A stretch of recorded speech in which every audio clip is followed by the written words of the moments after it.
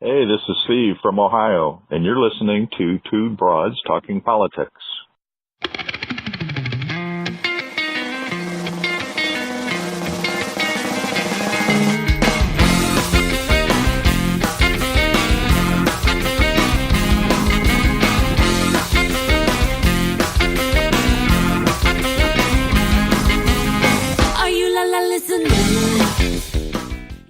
Hey everyone, this is Kelly with Two Broads Talking Politics. I'm here as usual with my fearless co-host Sophie. Hey Sophie. Hey Kelly.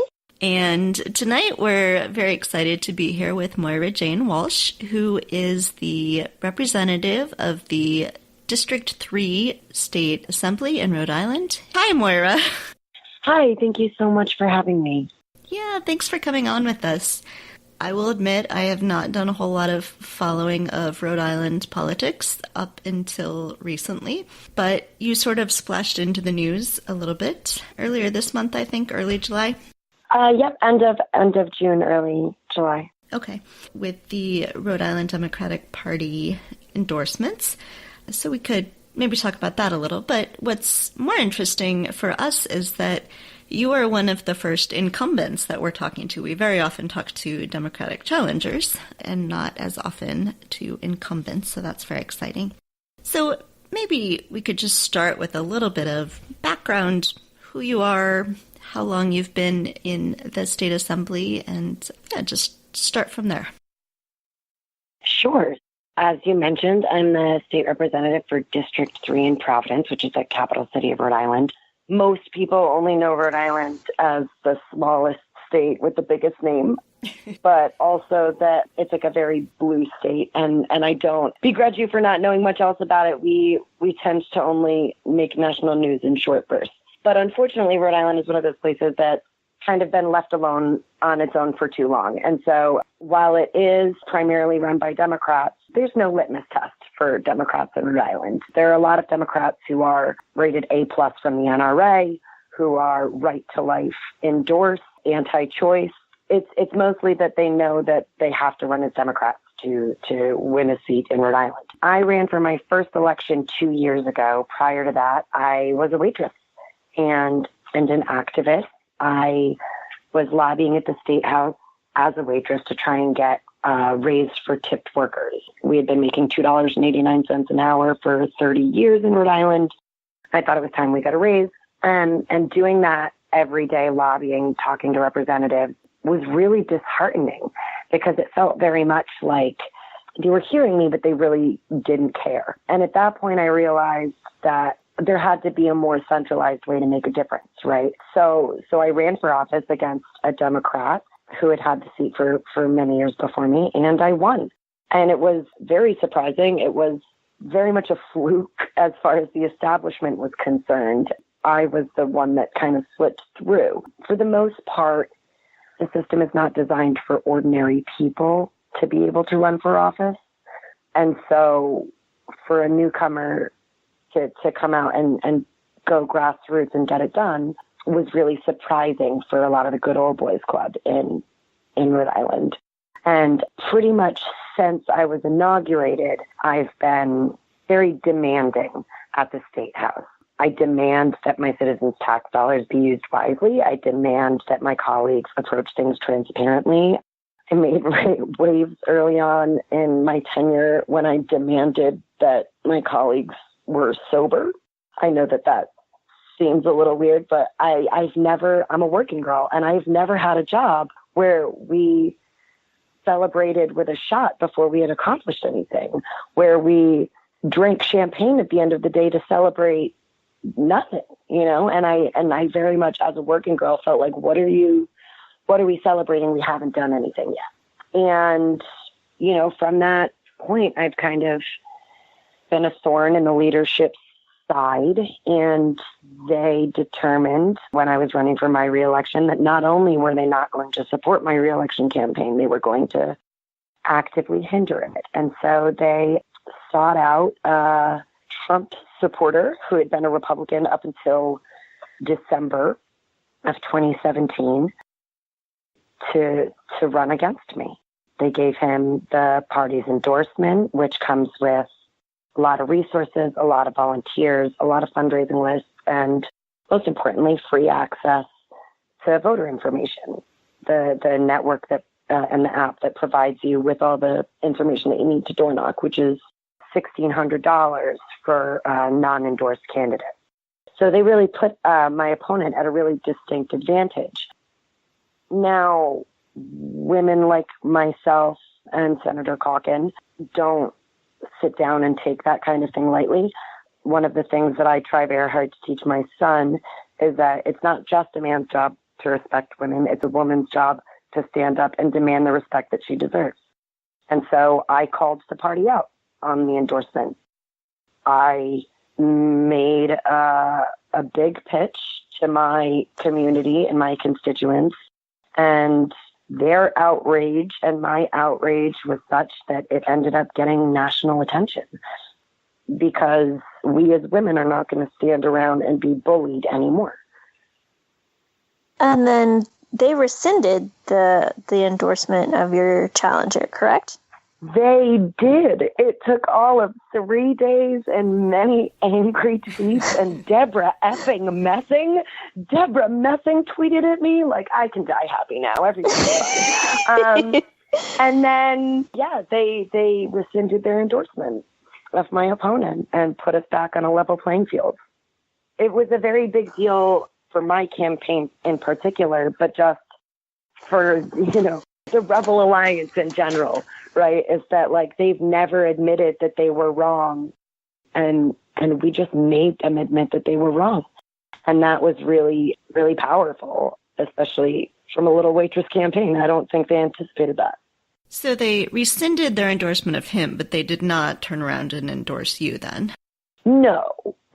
But I mean, that should be expected. Like I was not seeking the party endorsement because, again, Rhode Island is a very strange little place where we've been left to our own devices for too long. So the committee process is not very transparent. It's generally stacked in the favor of the incumbent. What most incumbents do is they'll elect people to their district committee that are friends or relatives, so that when the endorsement process comes up, their friends or relatives then endorse them. So earlier on in the year, a district committee had endorsed a former representative who's still under indictment from previous election frauds, who, was accused of numerous really heinous crimes. And he got the party endorsement because the district committee was stacked in his favor. So it wasn't something that I was planning on seeking, just because that's not the company that I try to keep. But it did not ever occur to me that they would give it to my opponent. That's just not something that's, particularly when he was such a vocal advocate and supporter of Trump. It never occurred to me that they would give it to him. And so one thing that's important to note, I think, for people who don't know Rhode Island, is that your primaries are not until September 12th. That's a really late primary. I live in a state where we have March primaries, so...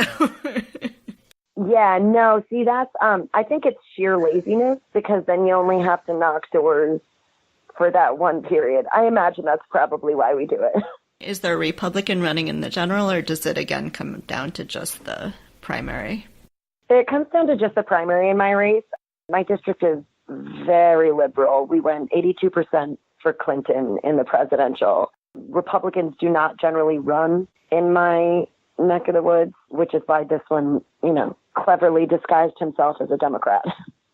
So you've talked some about the kinds of issues, things like minimum wage for tipped workers, but what are some of the other issues that you campaign on and that you focus on when you're in the state assembly? In my case, those are two very different things. The things that I focus on in my community are making sure that the people in my community feel like they have a support system. We live in a very vulnerable community, a very marginalized community, a very low-income community. And prior to my run 2 years ago, nobody really knocked doors in my neighborhood. We had kind of been tacitly telling all of these people that their vote didn't matter for long enough that they started to believe us. And the voter turnout in my first election, 500 people total came to the polls. in a district of 15,000. So I've spent my first 2 years not just trying to focus on legislative priorities, but also trying to make sure that my community knew that they had somebody that they could go to with their problems, that they had somebody who was one of them who was up there to represent their interests. And so every election since, I go with what's worked. I don't run on policies. I ask my neighbors what it is that they need from me. My first cycle, I picked 2 or 3 issues to run on and found that they were not even remotely close to what my neighborhood needed. My neighborhood needed really basic things like free fare bus passes for elderly and disabled citizens, which had recently been taken away.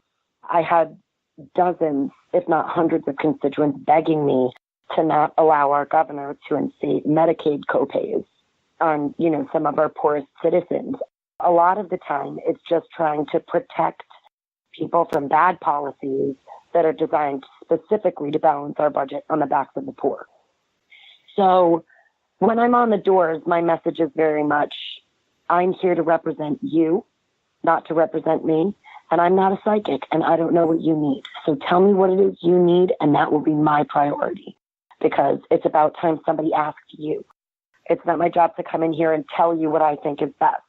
I think that's a very aggressive kind of grassroots that doesn't always get through to people, particularly when you have not lived in the community as long as I have. I've known my neighbors for most of my life. My father owned a small business in my community growing up. We've always taken care of each other, and this is just me trying to find a more efficient way to take care of each other. And luckily, with all the publicity that's been happening, I've been getting a lot of really positive feedback from my constituents and my neighbors.